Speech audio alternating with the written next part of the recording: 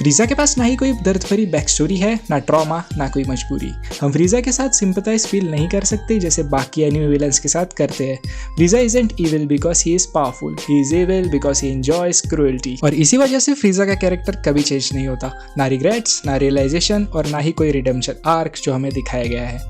ऐसे कैरेक्टर्स को story telling में फ्लैट कैरेक्टर्स कहा जाता है। फ्लैट कैरेक्टर्स यानी वो जो खुद नहीं बदलते बल्कि पूरी दुनिया को अपने सोच के हिसाब से बदलने की कोशिश करते हैं। या तो लोग उसके हिसाब से बदल जाते हैं और फ्रीडम का तो कोई ऑप्शन ही नहीं है, या फिर वो उन्हें खत्म कर देता है। जहाँ लोग गोकू को सिंबल ऑफ होप समझते हैं, जो अपने सराउंडिंग्स को अच्छा, अपने तरह काइंड बनाने की कोशिश करता है, वही फ्रीजा उसका कंप्लीट अपोजिट है। और आज हम बात करने वाले हैं एनिमे के सबसे डेंजरस इविल कैरेक्टर के बारे में, द फ्रॉस्ट डीमन फ्रीजा। तो फ्रीजा को सबसे पहले इंट्रोड्यूस किया जाता है नेमिक सागा में, जहाँ हमें देखने मिलता है यूनिवर्स का सबसे पावरफुल एम्परर, जो ऑलमोस्ट पूरे यूनिवर्स 7 पे राज करता है और अपने एक इंडेक्स फिंगर से पूरे प्लेनेट को डिस्ट्रॉय कर सकता है।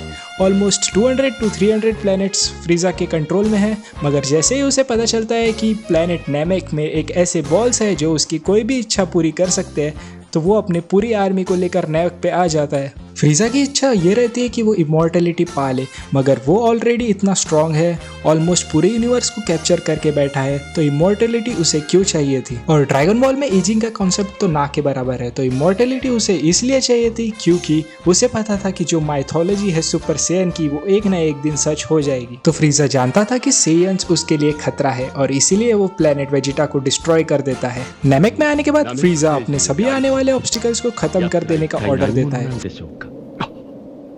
邪魔ですね。邪魔なんですよ。あの山がね。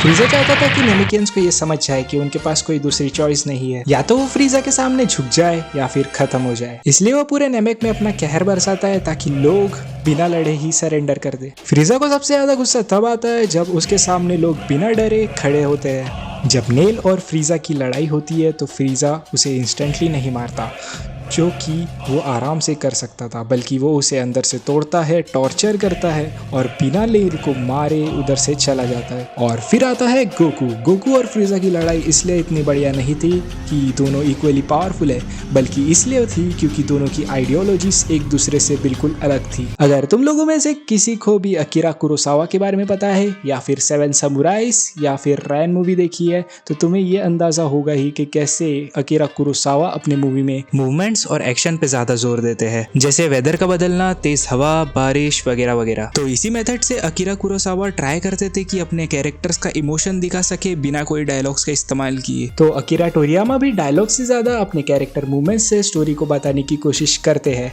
इसी के वजह से जो नए एनिमे फैंस हैं उन्हें लगता है कि dragon ball is all about fight scenes. तो नहीं भाई, ऐसा बिल्कुल भी नहीं है। एग्जाम्पल के लिए जहाँ फाइनल बैटल में जब गोकू फ्रीजा को अपनी आइकॉनिक स्पीच दे रहा होता है, वो इंग्लिश डब में कुछ इस तरह होती है। You, what are you? I am the hope of the universe. I am the answer to all living things that cry out for peace. I am protector of the innocent. I am the light in the darkness. I am truth. और Japanese dub में हमें ये दिखाया जाता है कि Goku बस बोलता है कि मैं वो सेयन हूँ जो धरती से आया है तुम्हें हराने के लिए। とっくにご存知なんだろう。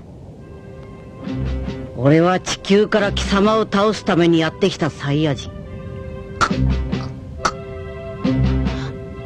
穏やかな心を持ちながら激しい怒りによって目覚めた伝説の戦士。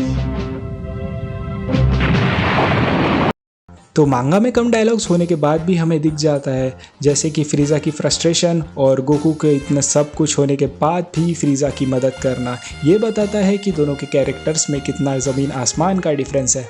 फ्रीजा के लिए उसकी एक अलग ही हायरार्की सेट है। जहाँ पे ताकतवर लोग रूल करते हैं और कमजोर उनकी स्लेवरी। बल्कि उससे भी एक लेवल ऊपर फ्रीजा ऐसा मानता है कि तुम चाहे यूनिवर्स के गॉड ऑफ डिस्ट्रक्शन क्यों ना हो, तुम जब कमजोर पड़ोगे तुम मेरे गुलाम बनोगे या फिर मारे जाओगे। अगर रियल हिस्ट्री में देखा जाए तो स्लेवरी का कंसेप्ट है वो इंट्रोड्यूस किया था एरिस्टोटल ने। एरिस्टोटल ने स्लेवरी को जस्टिफाई करते हुए कहा था कि स्लेवरी एक नेचुरल प्रोसेस है। तो एरिस्टोटल ऐसा कहता था कि नेचर ने इंसानों को एक जैसा नहीं बनाया और जो लोग ग्रीस में रहते हैं और पावर पोजेस करते हैं वही मास्टर बनने के हकदार है और जो लोग प्रिमिटिव या फिर बारबेरिक है उनका रूल करने का कोई हक नहीं बनता। एरिस्टोटल मानता था कि स्लेवरी एक्चुअल में ह्यूमन सिविलाइजेशन के लिए एक हेल्पफुल चीज है जहाँ पे एक हायरार्की वाले लोग रूल करेंगे और दूसरे उनके गुलाम बनेंगे। और फ्रीजा की आइडियोलॉजी भी कुछ इसी तरह की थी, मगर इसमें फर्क यही था कि यहाँ पे ग्रुप ऑफ पीपल्स नहीं फ्रीजा अकेले राज करे। फ्रीजा को पता था कि जो भी वो कर रहा है वो एकदम गलत है, मगर फ्रीजा तो एक नंबर का रेसिस्ट था।